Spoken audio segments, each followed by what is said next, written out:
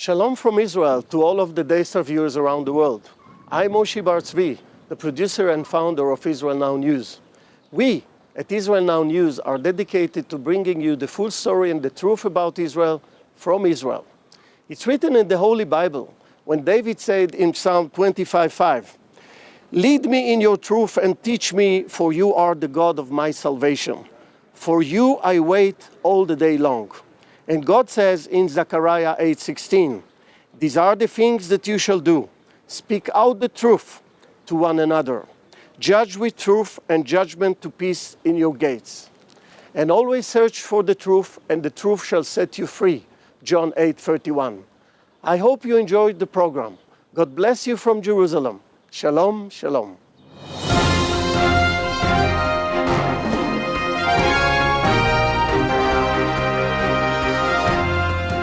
Welcome to Israel Now News. I'm Yochanan El Rome. And I'm Erin Viner. In our top story, the Syrian army fired a rocket into the Golan Heights, killing a young boy last week. 13-year-old Mohammed Kakara was killed and 2 other people wounded when the Syrian army fired an anti-tank missile into Israel. The projectile hit a private vehicle near the border, causing a huge explosion and killing the child instantly. Israeli Defense Minister Moshe Ya'alon blamed Syrian President Bashar al-Assad for the attack on the Israeli civilians. He said the Assad regime and the Syrian military are responsible for what occurs in the territory under their control, and we will respond aggressively and harshly against any provocation and violation of Israel's sovereignty. Israel quickly struck 10 targets in Syria that it identified as military command posts and firing positions.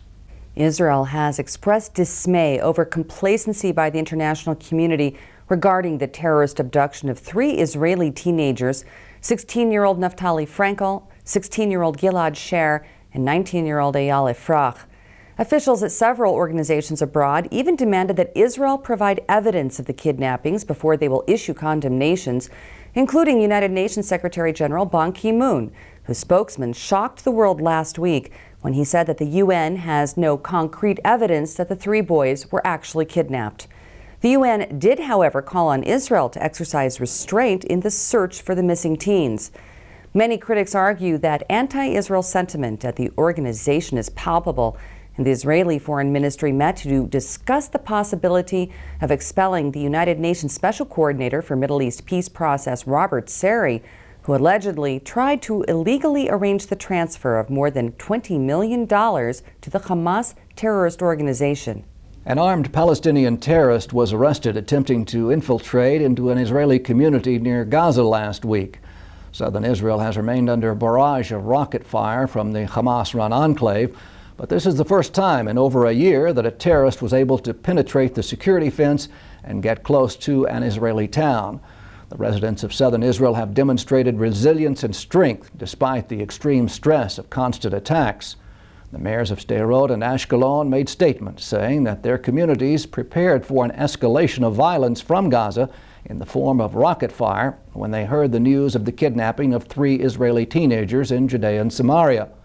Itamar Shimoni, the mayor of Ashkelon, said, "We are giving the IDF all the time it needs to strike Hamas and bring our boys back safe and sound." Alon Davidi, mayor of Sderot, said that the residents of his city have a lot of experience with rocket fire and will remain strong.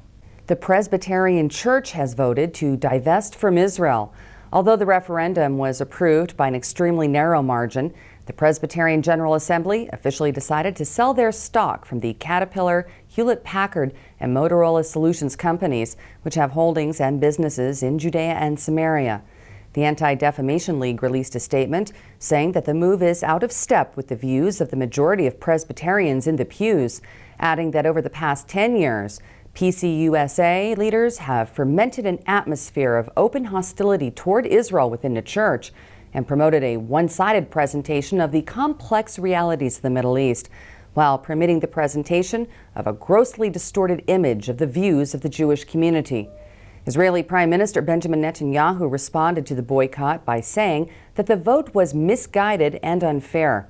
Netanyahu said that Israel is being singled out and treated differently from every other country in the Middle East when it is the only one in the region that promotes freedom, tolerance, and the protection of minorities, including Christians and everyone of other faiths. The Israeli security establishment has released details of the arrest of Ziad Awad and his 18-year-old son for the brutal murder of an Israeli father of 5 on the eve of Passover. Awad was serving 27 years in an Israeli prison for executing Palestinians that Hamas believed were collaborating with Israel. He was released as part of the deal to free kidnapped Israeli soldier Sergeant Gilad Shalit, and he wasted no time in returning to terrorist activities on behalf of Hamas. Awad opened fire on a car driven by Baruch Mizrahi, killing him in front of his 5 children and badly wounding his wife as they traveled to a family dinner ahead of the Passover holiday. The IDF has arrested hundreds of Palestinian terrorists in Judea and Samaria as part of the search operation for 3 abducted Israeli teenagers. Of those apprehended, 51 of them are terrorists who were released as part of the deal to free Sergeant Shalit. An Egyptian court has ordered that 180 members of the Muslim Brotherhood be executed in what is the largest collective death sentence handed down in recent Egyptian history.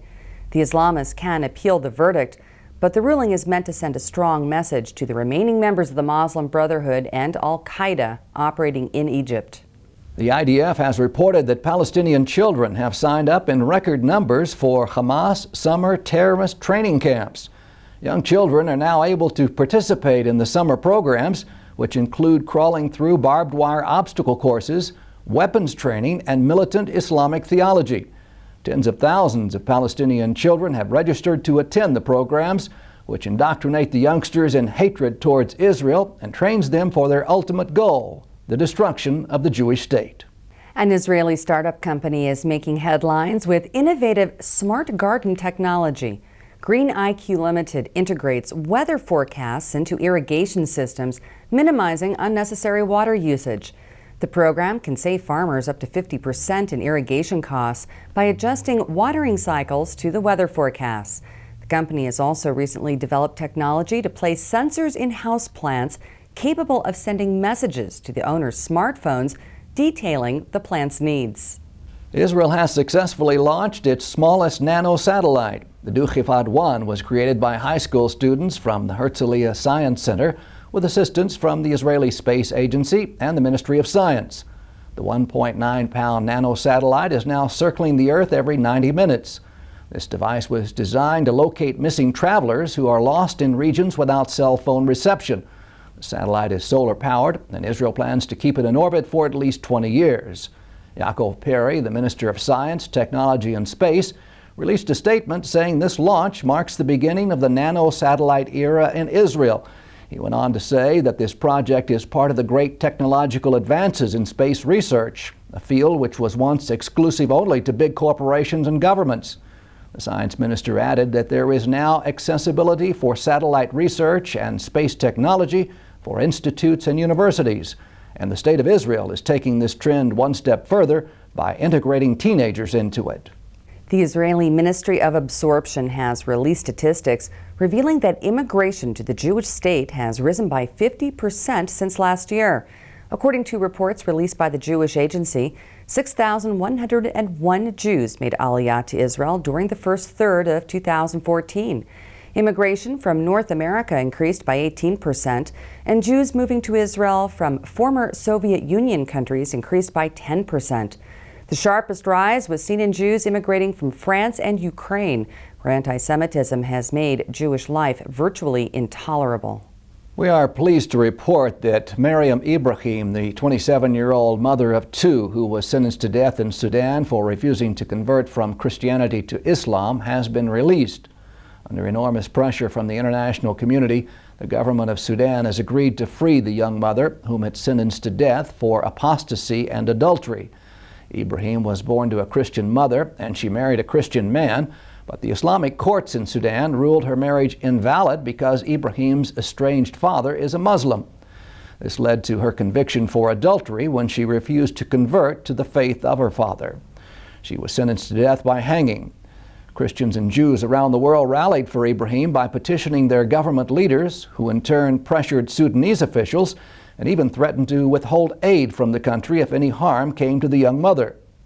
We at Israel Now News want to thank our viewers for the part they played in freeing this brave young woman and ask that you continue to fight for the rights of Jews and Christians to practice their faith freely and safely in Islamic countries.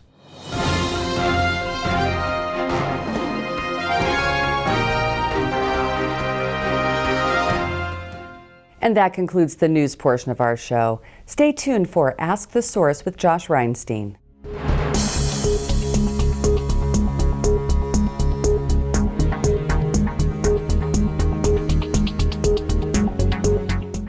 Hello and welcome to Ask the Source. I'm your host Josh Reinstein, and we're here once again in a beautiful day in Jerusalem on our rooftop studio.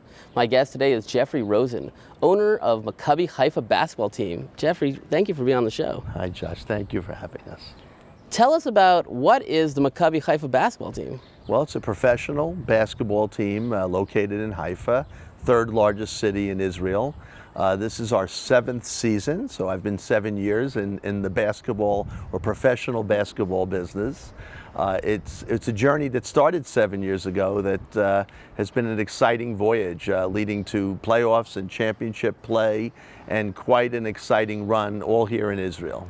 Jeffrey, you're a businessman, a philanthropist, but you're from America. How did you get to the point where you own an Israeli basketball team? I started off in a family business called Rosen Industries.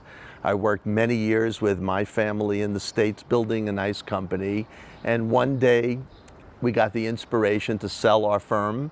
And after we made the sale, it was, well, you know, you're still a young guy, what are we going to do next? And I always had this feeling of giving back, in my case, Zionism as a Jew. What can I do in Israel, the Holy Land? And I had this feeling to come here at this point in my life and do something. And I was able, with the sale of the firm, to bring my Zionism and do something that would be fun and interesting and yet commercial to the land, and I was able to tie my love of sports and passion for sports here in Israel, and it evolved first with a baseball venture, a one-year deal where we ran professional baseball, which was quite interesting and exciting.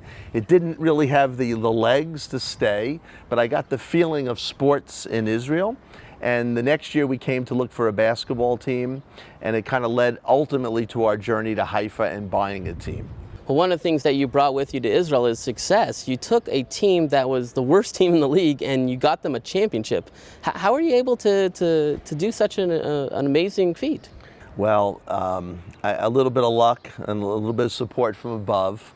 You know, we started this out in a second division team, which would be like baseball AAA in the States. And in Europe and in Israel, if you do well and you finish in first, in the second division you jump to first division. They call it an aliyah jump. So we went in our first year, which was 7 years ago, from second to first. That was our first little miracle.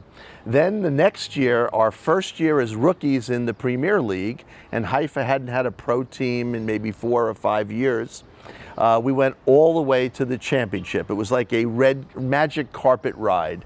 And we got to the championship game. We played a good game, but we lost. But in 2 years, we jumped from first division, brought basketball back to Haifa, and went all the way to the championship just to fall short. So we climbed the mountain, but we didn't get to the mountaintop. Then the next year we had a good season, and then, as you said, we kind of went to the bottom. We had 2 years where we kind of sank down. We built a new arena, and while that arena was under construction, we were playing in a neighboring city called Nesher. And we were there for 2 years, and we floundered. We just weren't very good. But when they finished the new arena, the Romema Arena, we knew we had to reinvest in the team. We had to make changes. We brought an American coach that year. We changed all the guys. We got excitement from the community, but we were untested. We were the last place team. And then last year, that team got on a good run. We knew we had good guys. They got better and better. They were the second place team. And when playoffs came, we did something that had never been done. We managed to play Tel Aviv and win the first ever championship in the history of Maccabi after 60 years, and it was quite a celebration in Haifa. We were very, very proud of it. Well, people not just in Haifa are excited about this. I understand that in America, you actually have a documentary TV series showing how you came from America and took this team to the championships. Yes, 5 years ago, thanks, we started a television show. It runs in some of the major cities. I think we're in the Miami, New York, Chicago, Philly, Dallas, and maybe LA markets. It's been running for 5 years. We have over 1 million viewers per year, Nielsen rated.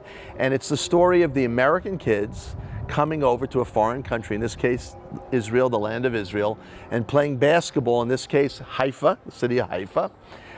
And their experiences, being abroad, experiencing life, experiencing basketball. So it's a voyage that I think the American audience can appreciate. It's foreign basketball, it's not NBA or college. And it's playing ball in a land where you've got, you know, the wall, you've got the land where Jesus is, you have the Dead Sea, you have Masada, you have Caesarea. I mean, there's so many amazing places to see here, and our show shows our guys traveling, learning, experience, going to Galilee, stepping into the lake themselves, you know, walking through Jerusalem, walking through the markets, going to the churches. It's quite exciting to see the guys and how it's more than basketball to play basketball for Maccabi Haifa. Well, Jeffrey, there are literally tens of millions of people watching this show. What message do you have for our viewing audience? Come here, experience this amazing country, the dynamism of new and old, you know, great advances in technology, yet the land of spirit, the land of the Jewish people, the Christian people, all faiths, Muslim people. Israel is a place where it's happening, and all of us must have a chance, if we're granted, to come and visit. Step on Eretz Israel, step here no matter what your faith is. The Spirit touches you the minute you come. It touched me. Thank you, Jeffrey, for being on the show. And thank you for tuning in to Ask the Source. I'm your host, Josh Reinstein. Now back to the studio.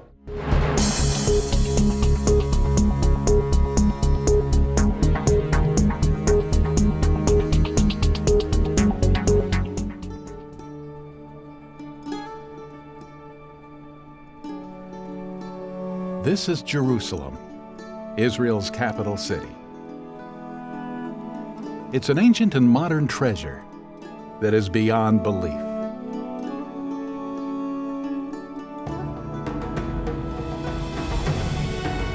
There's a little bit of Israel in all of us. Come find the Israel in you.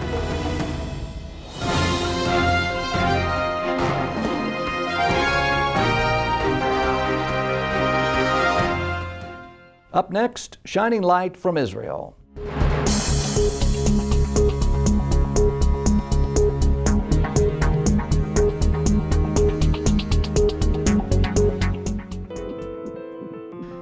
Take a good look at the future of medical technology. This is a 12-week-old human fetus. A pediatrician is giving the unborn baby a thorough, almost physical examination from every angle.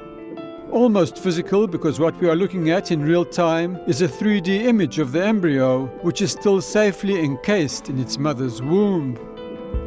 And this is a fully grown, live and beating child's heart. These hyper-accurate holograms were produced during clinical trials conducted at Schneider Children's Medical Center in Petah Tikva and presented recently at the Cardiovascular Research Foundation Symposium in San Francisco. זמן אמיתי, לב פועם, ועכשיו אני יכול לעשות את הצנתור ולראות את הקתטרים שלי זזים בתלת מימד.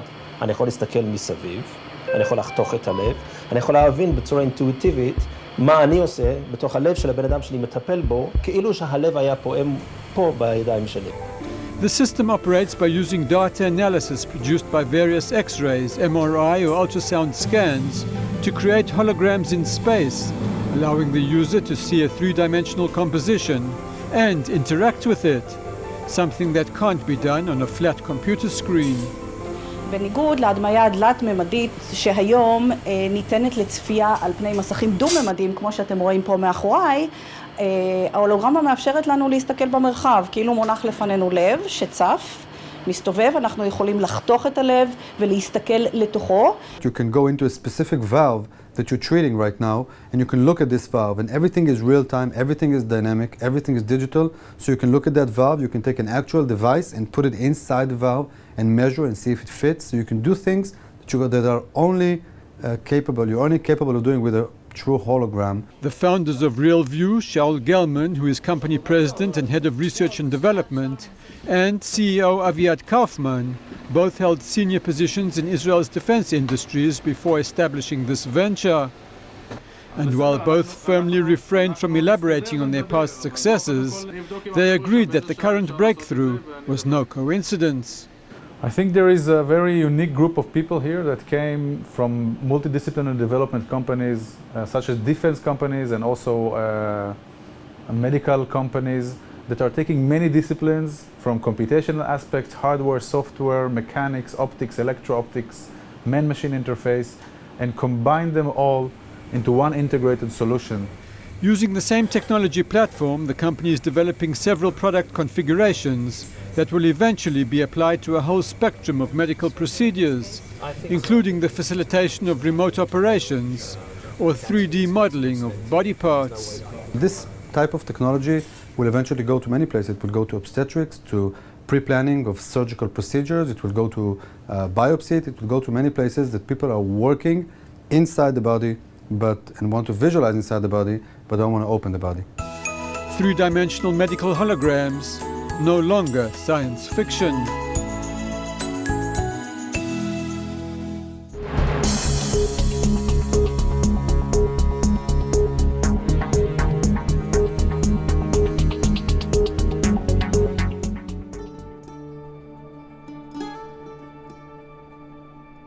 Anywhere else, this would be a vacation by a lake.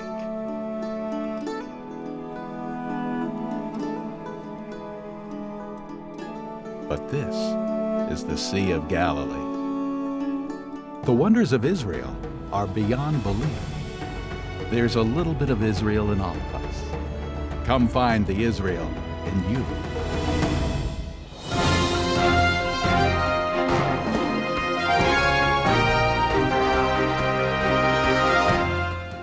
Please stay tuned for the ICEJ report from the International Christian Embassy, Jerusalem.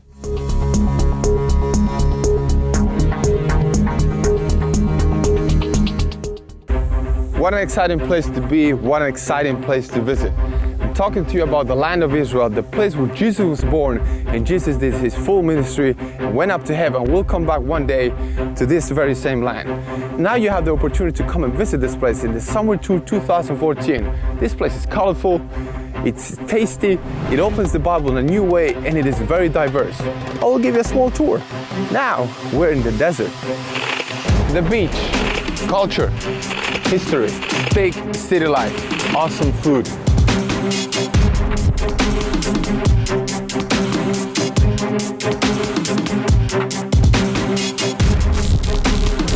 Israel is not just camels, hummus, and desert. Israel is also modern society, and one of the examples is the city of Tel Aviv, having beautiful beaches like this. In the summertime, these beaches are packed, and you can enjoy also this beautiful beach when we come to the summer tour, to this exact same place. So come along the summer tour 2014 to enjoy the land of Israel. Coming up next, special Aliyah report from Ben Gurion Airport, Israel. What you see behind us is today a fulfillment of biblical prophecy. Behind me, Bnei Menashe from the country of Israel are arriving, and you are seeing today as prophecies being fulfilled in front of your eyes. The Bnei Menashe are returning after 2,700 years back to their ancient homeland. Therefore prophesy and say to them, Thus says the Lord God, Behold, I will open your graves and raise you from your graves, O people, and I will bring you into the land of Israel. And you shall know that I am the Lord when I open your graves and raise you from your graves, O my people. And this is taking place today because Christians around the world were willing to listen to the voice of God and were contributing financially to pay for the flights of those Bnei Menashe to come back today to Israel. The prophet Isaiah says in Isaiah chapter 49 verse 22, he says, "Behold, I am lifting up my hand to the nations, and they shall bring back your people from the four corners of this world, and they will bring them back to the land of Israel." Today, Gentile Christians around the world became part of this fulfillment of biblical prophecy of returning the Bnei Menashe to the land of Israel. In the late 1970s, a few individuals from a small people group located in northeast India began to research the origins of their religious traditions and their ancestry. Their research led them to discover an ancestral connection to Israel.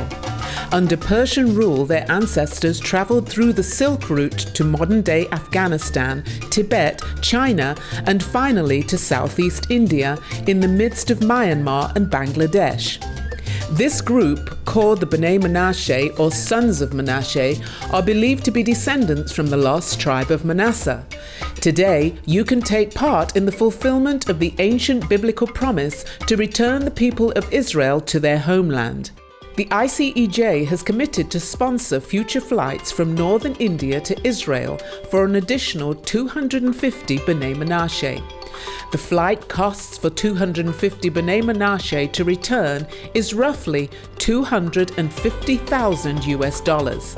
For many of the Bnei Menashe, returning to the land of the Bible is the fulfillment of a lifelong dream, and a gift of $1,000 can help make that dream a reality for one of these individuals. No gift is too small. Every donation we receive to assist us in this important work is greatly appreciated, so please give generously. Please help us in these coming weeks and months to bring more Bnei Menashe to the land of Israel. Become part of this modern day miracle of the prophetic fulfillment of ancient scriptures in our time, and help us with $1,000 per person to help them to return back to the land of Israel. To make a donation, visit our website at www.icej.tv. or send a check to ICEJ, P.O. Box 1192, Jerusalem 91010, Israel.